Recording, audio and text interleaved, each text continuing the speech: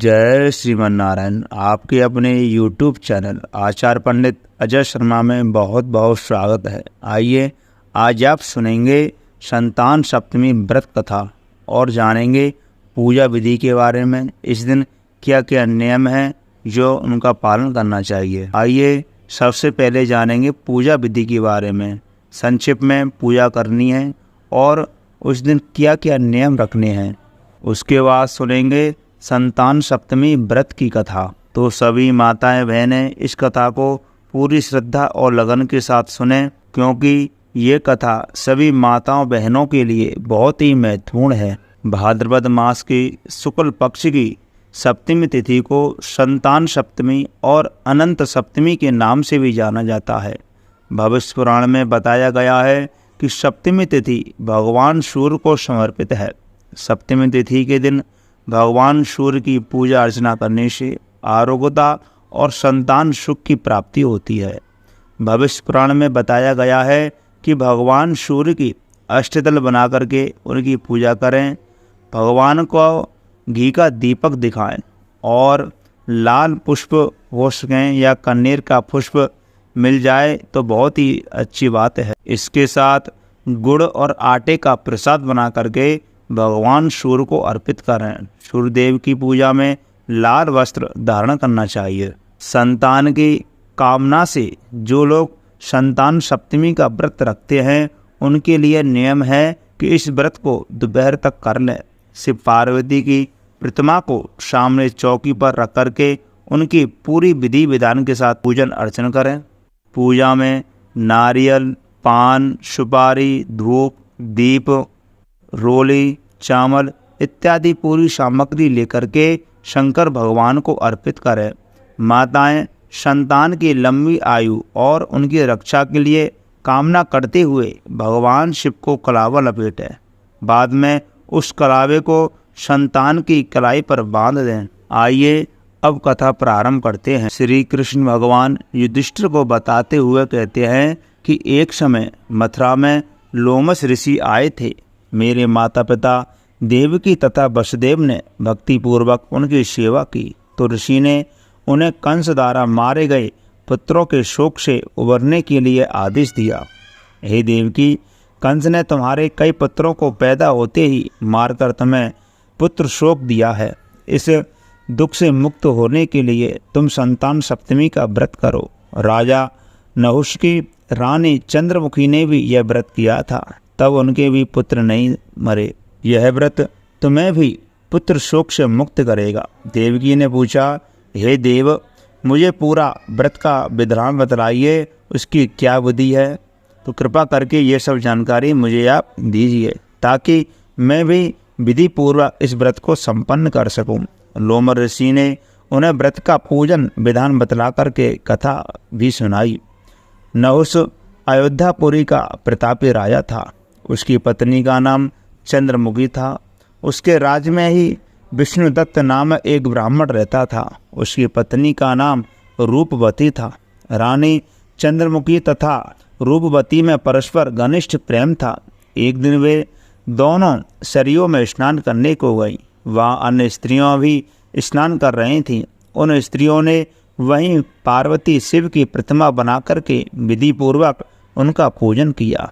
तब रानी चंद्रमुखी तथा रूपवती ने उन स्त्रियों से पूजन का नाम तथा विधि पूछी। उन स्त्रियों में से एक ने बताया, हमने पार्वती सहित शिवजी की पूजा की है। भगवान शिव का डोरा बांधकर हमने संकल्प किया है कि जब तक हम जीवित रहेंगी तब तक यह व्रत करती रहेंगी। यह मुक्ताभरण व्रत सुख और संतान को देने वाला है। इस व्रत की बात सुनकर के उन दोनों सखियों ने भी जीवन पर्यंत इस व्रत को करने का संकल्प करके शिवजी के नाम का डोरा बांध लिया, किंतु घर पहुंचने पर वे संकल्प को भूल गई। फलतः मृत्यु के पश्चात रानी बानरी तथा ब्राह्मणी मुर्गी की योनि में पैदा हुई। कालांतर में दोनों पशु योनि छोड़कर के पुनः मनुष्य योनि में आई। चंद्रमुखी मथुरा के राजा पृथ्वीनाथ की रानी बनी और रूपवती ने फिर एक ब्राह्मण के घर जन्म लिया। इस जन्म में रानी का नाम ईश्वरी तथा ब्रह्माणी का नाम भूषणा था। भूषणा का विवाह राजपुरोहित अग्निमुखी के साथ हुआ। इस जन्म में भी उन दोनों में बड़ा प्रेम हो गया। व्रत भूलने के कारण ही रानी इस जन्म में भी संतान सुख से वंचित रही। प्रौढ़ावस्था में उसने एक गूंगा तथा बहरा पुत्र जन्मा, मगर वह भी 9 वर्ष का होकर के मर गया।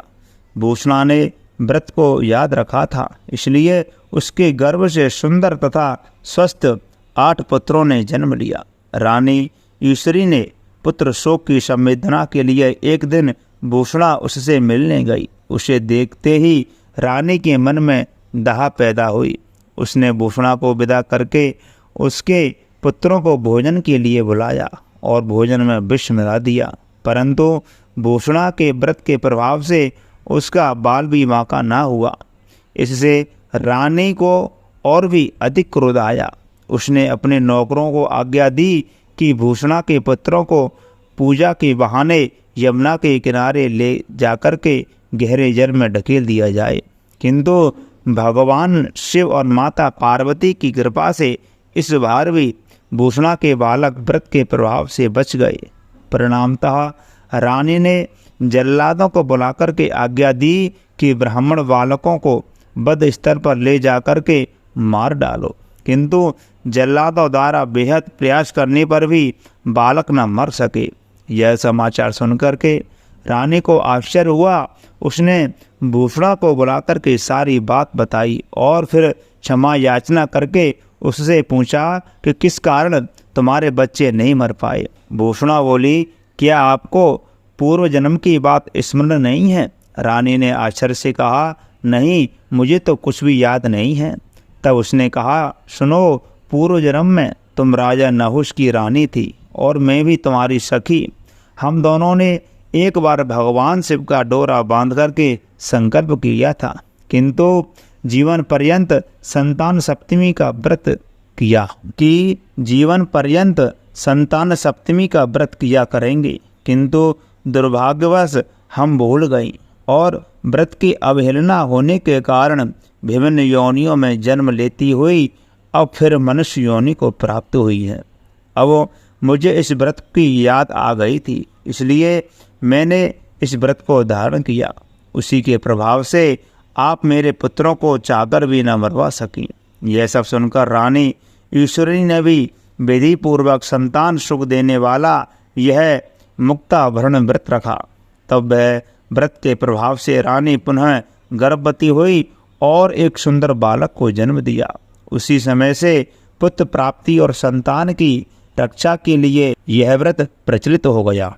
यह व्रत पुत्र प्राप्ति, पुत्र रक्षा तथा पुत्र अभ्युदय के लिए भाद्रपद मास के शुक्ल पक्ष की सप्तमी को किया जाता है। इस व्रत का विधान दोपहर तक रहता है। इस दिन जाम्बवती के साथ श्याम सुंदर तथा उनके बच्चे साम्य की पूजा भी की जाती है। माताएं पार्वती का पूजन करके पुत्र प्राप्ति तथा उसके अभ्युदय का वरदान मांगती है। इस व्रत को मुक्ता भरण भी कहते हैं। सभी माताएं बहनें इस व्रत को सच्ची श्रद्धा और पूरे मन के साथ करती हैं तो उनके पुत्रों की आयु लंबी होती है। जिन माताओं के पुत्र नहीं हैं उन्हें पुत्र की प्राप्ति होती है, और जिन माताओं के पुत्र संतान है तो उनके पुत्रों की लंबी आयु एवं सुख समृद्धि की प्राप्ति होती है। मैं आशा करता हूँ यह कथा आपको बहुत अच्छी लगी होगी, तो कृपा करके इस वीडियो को ज़्यादा से ज़्यादा शेयर करें, ज़्यादा से ज़्यादा लाइक करें और कमेंट बॉक्स में शंकर भगवान की जय अवश्य लिख दें। अगर आप हमारे चैनल पर पहली बार आए हुए हैं या पहली बार कथा सुन रहे हैं तो कृपा करके चैनल को सब्सक्राइब करना ना भूलें और बगल में लगी बेल आइकन घंटी को भी दबा दें, जिससे कि हमारे द्वारा जो भी जानकारी दी जाए वो आपको प्राप्त हो सके।